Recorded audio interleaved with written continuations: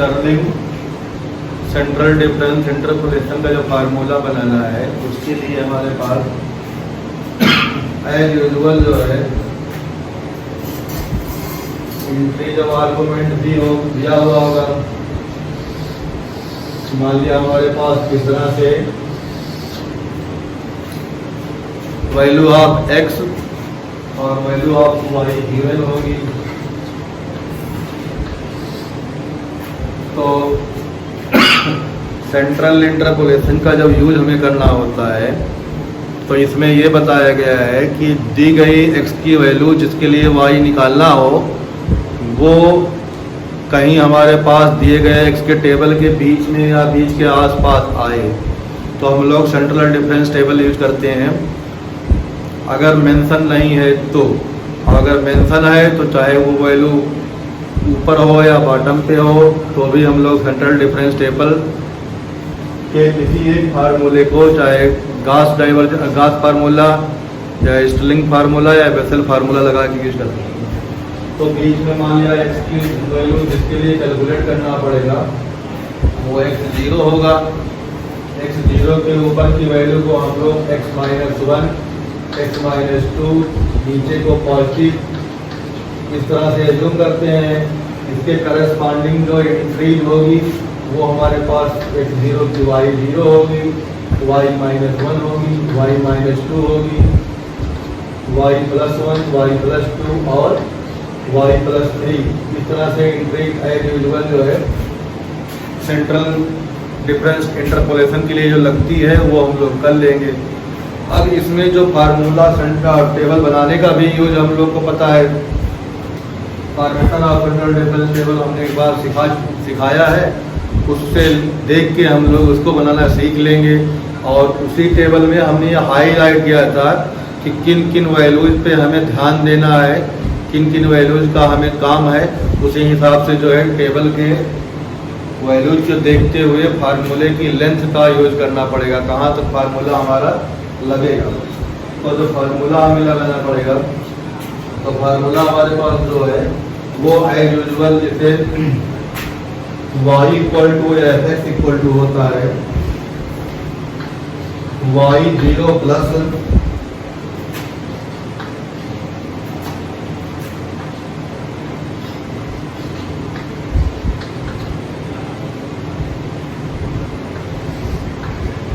Upon 2। ये का जो है एवरेजिंग निकालते हैं, वैल्यू मीन निकालते हैं। फिर साथ में हमारे पास एक p आता है, p जो अपना पुराना वाला p था उसी के लिए है। p की वैल्यू होती है x-x0 upon h।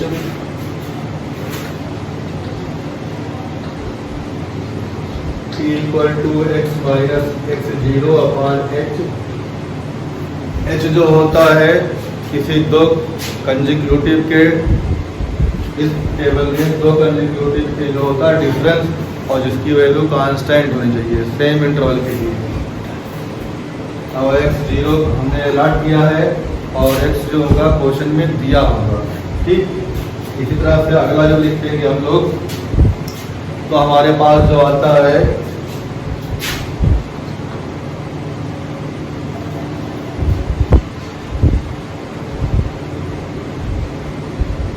Forward difference of second order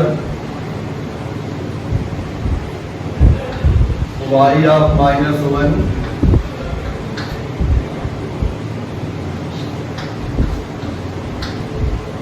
t² upon factorial 2 ये आया। फिर उसके बाद हमारे पास यहाँ पे आएगा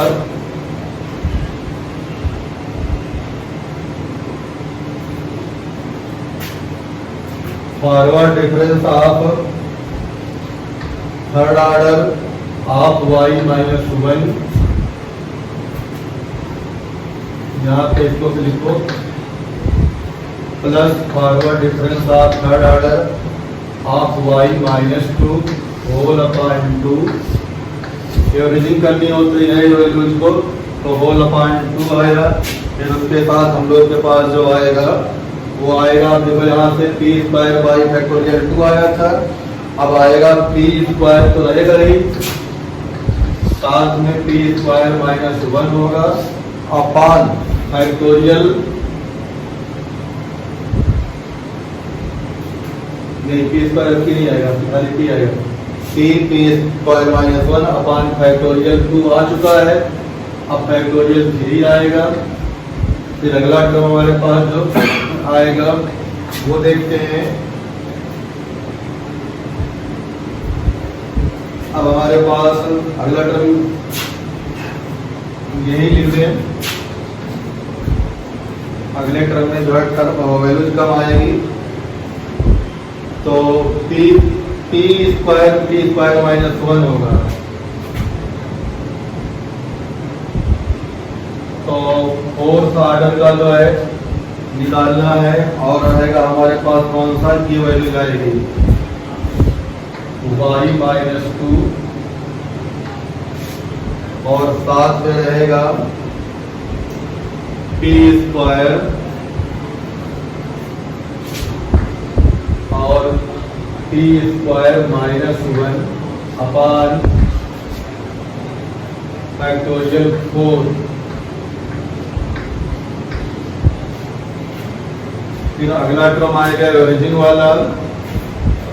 अब 4 तक हमने कर दिया है, तो 5 से शुरू होगा हमारे पास, तो होगा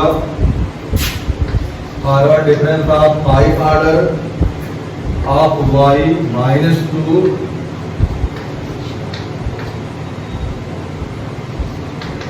होल अपॉन 2, इतना हमने लिख दिया। अब जो है यहाँ पे देखो, यहाँ पे p आया था, यहाँ पे पी स्क्वायर अपॉन फैक्टोरियल 2, यहाँ पे देखो p into P square P cube होगा, यहाँ पे देखो P square into P square P की पावर 4 होगा। तो इसी तरह से आपकी यहाँ के p की पावर क्या होना चाहिए, 5 होना चाहिए। तो उसके लिए जो है पी स्क्वायर माइनस 1 और पी स्क्वायर माइनस 2 का स्क्वायर अपान फैक्टोरियल, कितना हो जाएगा इसमें, फैक्टोरियल 5 होगा यहाँ पे। ठीक, अब साथ में हमारे पास जो है एक टर्म और लिख देते हैं हम लोग, इसको जो है हटा दें।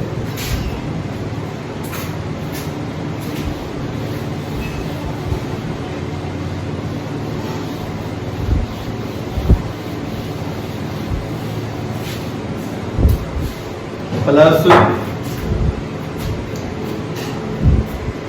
अब की हमारे पास वैल्यूज कम आएगी, तो हमारे पास 5 आ गया, आपकी 6 ऑपरेटर रहेगा। तो 6 ऑर्डर y ऑफ माइनस कितना आएगा आपकी, देखो y ऑफ माइनस 3 आएगा, और साथ में आ जाएगा हमारे पास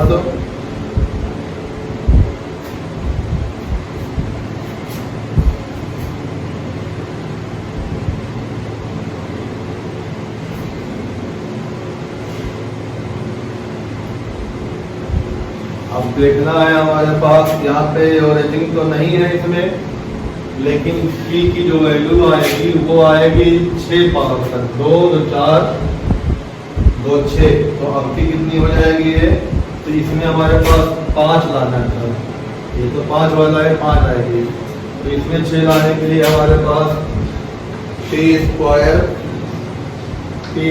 माइनस 1 और पी स्क्वायर माइनस 2 का square upon factorial 6 and so on. इस तरह से हमारे पास फार्मूला, अब यहाँ ओरिजिन का आएगा, और बाकी इतना लंबा कोई जो है फार्मूला यूज हमें करना नहीं पड़ेगा। तो हम लोग जो है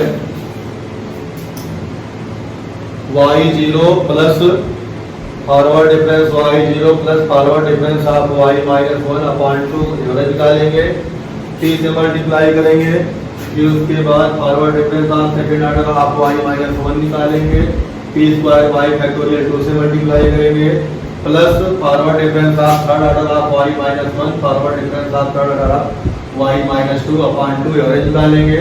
एक नॉर्मल टर्म एक एवरेज टर्म, एक नॉर्मल टर्म एक एवरेज टर्म चलेगा, और जितने आर्डर का होगा पी की पावर भी उतनी होती रहेगी इसमें।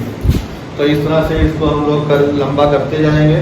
तो अब ये जो है हमारे पास स्टर्लिंग फार्मूला, इसमें हमने बता दिया। अब जो है स्टर्लिंग फार्मूले के क्वेश्चन और इसके जो है डिफरेंट टाइप का जो है इसमें एक्सप्लेनेशन वो नेक्स्ट वीडियो में आएगा।